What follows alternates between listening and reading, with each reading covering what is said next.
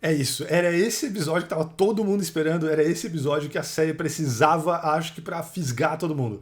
Esse episódio foi demais, falarei sobre, teve várias menções, vários personagens do universo cinematográfico Marvel. Finalmente vai dar pra gente entender melhor o que tá acontecendo, o que de fato tá acontecendo na série, e eu vou falar sobre tudo isso, vou relembrar pra quem não tá com a memória muito fresca sobre os personagens que apareceram, quem são, de que filmes eles são. E foi demais. O jeito que o episódio começou, na reversão 5 anos depois do snap do Thanos e as pessoas voltando, as pessoas, né, que o Hulk conseguiu trazer de volta quando ele usou a manopla, foi sensacional. O episódio começou com tudo e seguiu assim, e finalmente a gente compreende o que está acontecendo e pode sair um pouco do campo da teorização, embora muitas teorias ainda possam acontecer. Eu sou Felipe Fonseca, sejam bem-vindos ao meu canal. Se você não é inscrito ainda, por favor, considere se inscrever aqui para acompanhar tudo que eu produzo no canal. As coisas começam a se encaixar finalmente. Então, como eu disse, no começo do o episódio já começa com tudo, com a que a gente conhecia até então como Geraldine, na série, que foi expulsa no último episódio de WandaVision e chegou no mundo real, digamos, então a gente teve aquele final, caramba, o que está acontecendo?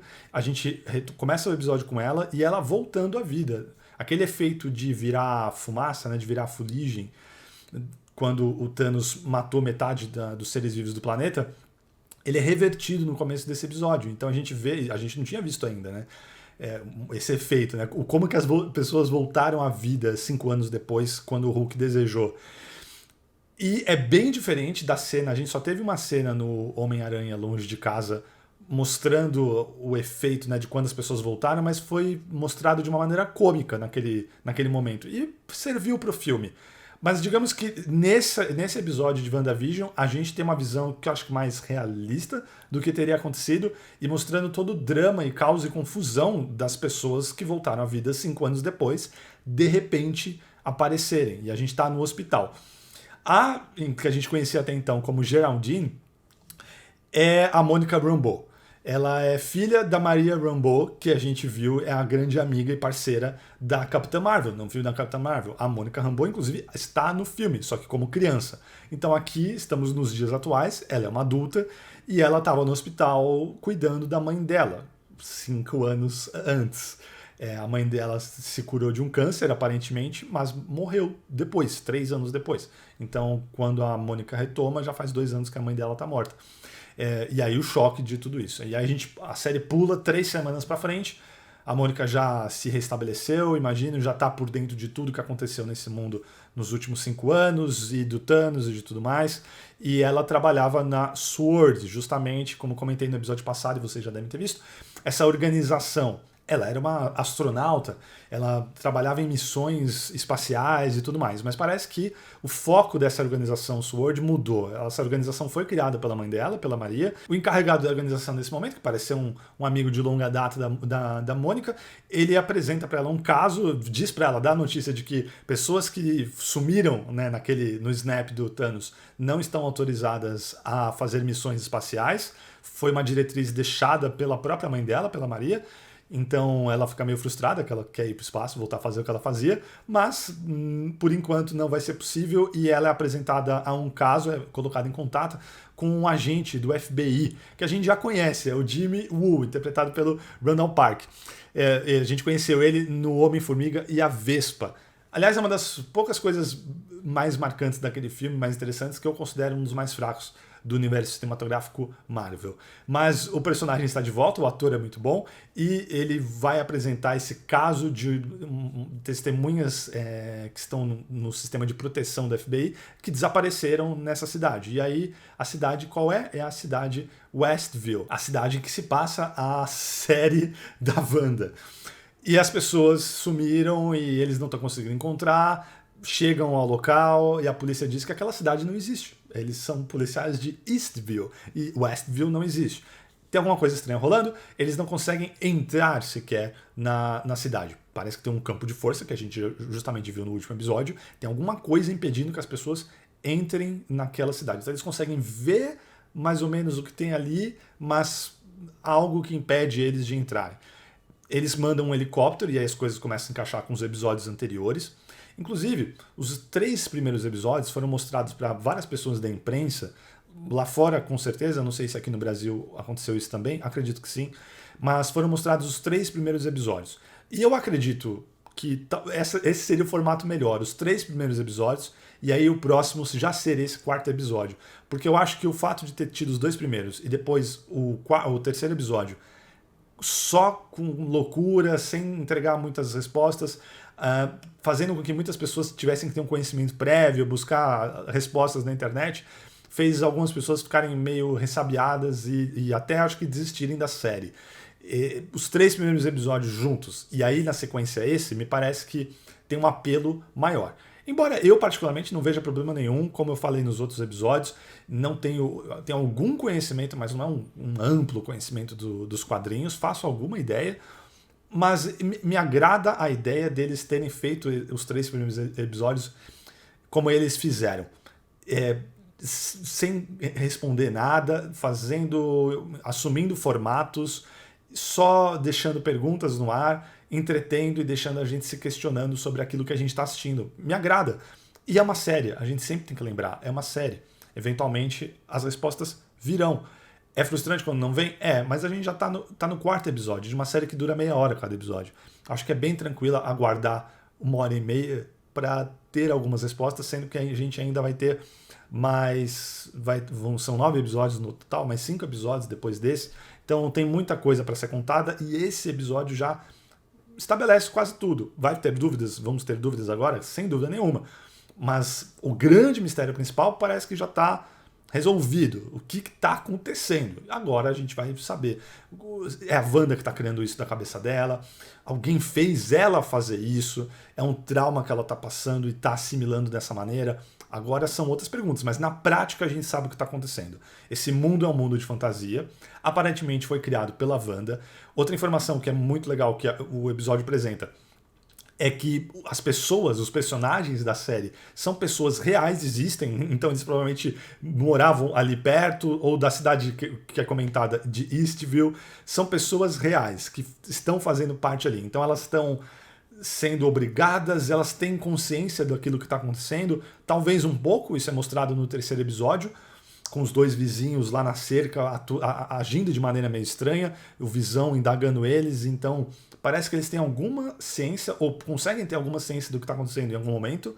Então, isso tudo a gente já estabeleceu, e isso é muito interessante. O helicóptero que a Mônica mandou, então, a gente viu aquele helicóptero, dentro da série ele se transforma, eles até tem uma cena conversando e falando, mas por que o helicóptero mudou? É para se ajustar ao design, né, de arte, a direção de arte da série, da Wanda, né? Então a gente começa a ter vários callbacks para episódios anteriores, daquelas tentativas de comunicação do mundo exterior com a Wanda. Inclusive aquela cena do rádio é justamente o Jimmy Woo, o agente do FBI, que tenta falar com ela. E monitorando tudo isso, e uma das personagens principais desse episódio é uma personagem que a gente já conhece, que é a Darcy Lewis, interpretada pela Kat Dennings, que a gente assistiu nos 2 Thor, né? Thor e Thor, O Mundo Sombrio. Ela retorna e na timeline, né, a última vez que ela apareceu no Thor 2, e nesse momento do universo cinematográfico Marvel, a gente faz 10 anos que a gente não vê ela. Então faz bastante tempo. Eu gostei de algumas mudanças sutis na personalidade dela. Ela é toda... fala muito e faz piadinhas, ela continua fazendo isso.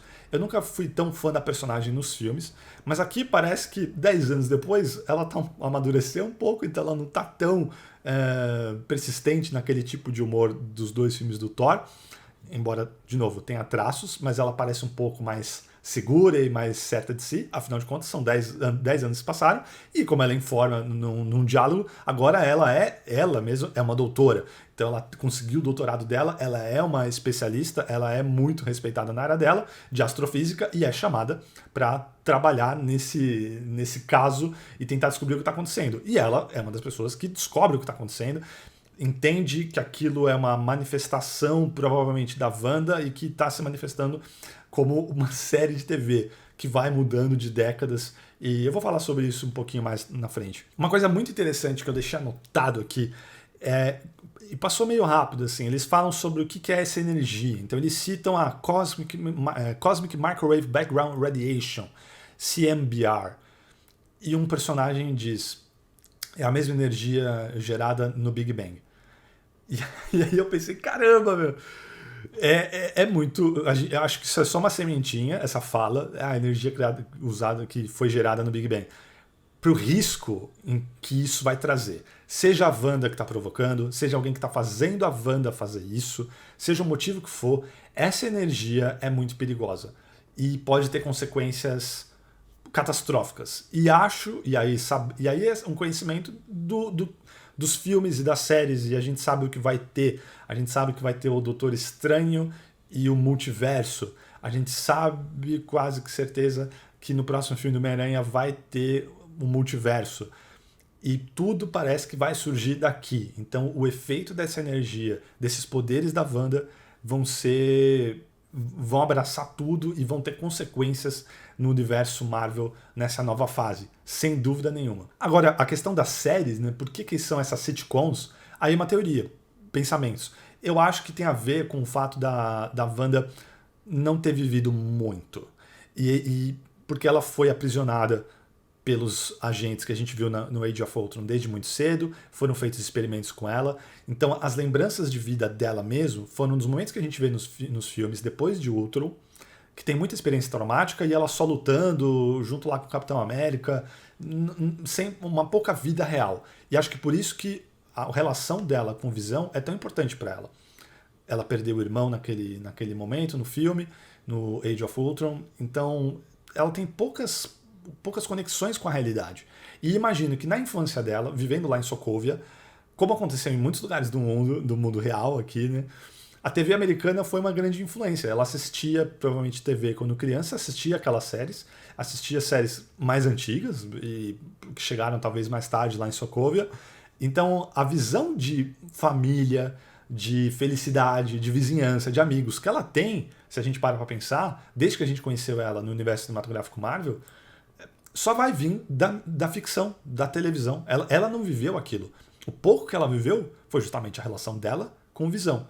E a gente está vendo isso nessa série. Ela está trazendo de volta, digamos, essa idealização do que ela gostaria de ter. Ela está manifestando isso por conta do luto que ela está sofrendo, as diversas perdas que ela teve, e é meio que incontrolável, ou ela decidiu conscientemente fazer isso? Ou ainda, tem alguém manipulando ela, usando os poderes dela para fazer isso? Essas são as perguntas que a gente vai tentar descobrir a resposta ao longo da série, quiçá ao longo dos próximos filmes, né, que vão ser influenciados pelo que vai acontecer nessa série. Tem uma cena bem assustadora, bem chocante, assim, que quando apareceu eu fiquei, não, eu falei, caramba, pesado, que é quando, mais no final do episódio, a gente já está de volta ao setup dos anos 70, que a gente teve no episódio anterior, e o Visão entra na sala e ela vai, a mesma cena que a gente viu no episódio anterior, mas a gente está com um aspecto de tela diferente, e quando ele entra na sala, a Wanda olha para ele e aí ele tá como um cadáver, com o mesmo visual que ele tava quando o Thanos matou ele na Guerra Infinita. E é bem chocante assim a imagem, né? O buraco na cabeça dele onde estava a Pedra da Mente, e ele morto, e a gente tem aquela visão e ele falando, e aí ela dá uma esparecida assim, aí ele retorna. E retorna meio estranho. Bom, na investigação lá com o pessoal da FBI, com a Darcy, eles confirmam que o Visão tá morto. Pelo menos nesse mundo, nesse universo, o Visão tá morto. Isso é sabido. Então a gente sabe que esse Visão que a gente está vendo é uma manifestação, uma criação da Wanda, que já se mostrou capaz de criar vida. Ela criou aquelas borboletas, ela criou os gêmeos que ela acabou de ter. Foi muito legal esse episódio, eu gostei bastante. Eu entendo também, e li um pouco sobre isso, e já estava vendo pessoas com o temor de que eles seguissem esse caminho da Wanda, assim, ela destruir e causar perigo à humanidade, a outras pessoas, por conta de motivos pessoais, por causa da dor que ela está sentindo, ela acabar machucando outras pessoas. Porque é um trope, mulheres não sabem lidar com as próprias emoções. Nos quadrinhos foi assim, no House of M, mas digamos que os quadrinhos foram escritos numa outra época. Eu entendo completamente esse temor, mas eu tenho a esperança e acho que eles vão fazer coisas para mitigar isso. E não diminuir a personagem incrível da Wanda, que está sendo interpretada incrivelmente pela Elizabeth Olsen, tendo mais espaço do que ela teve nos filmes até aqui, mais variação, assim, tá sendo demais. Tanto ela quanto o Paul Bettany, o espaço que eles estão tendo para mostrar o talento deles. Então, eu espero que não caia nisso. E acho que eles vão dar um jeito dela não virar simplesmente uma vilã. Porque eu acho que não seria nem justo acontecer isso com essa personagem nesse universo que foi estabelecido. E tudo que ela passou, e aí simplesmente ela se tornar uma vilã, uma ameaça por conta disso. Eu não acho que vai ser esse o caminho. Eu acho que eles vão amarrar isso de uma maneira mais interessante. Não vai ser, digamos, igual o que aconteceu nos quadrinhos. É o que eu acho, pelo menos. E aí, digam o que vocês acharam do episódio, vocês curtiram? Ficou essa sensação de que agora, finalmente, agora vai, a gente finalmente entendendo melhor o que está acontecendo, vai ser mais fácil de apreciar os episódios?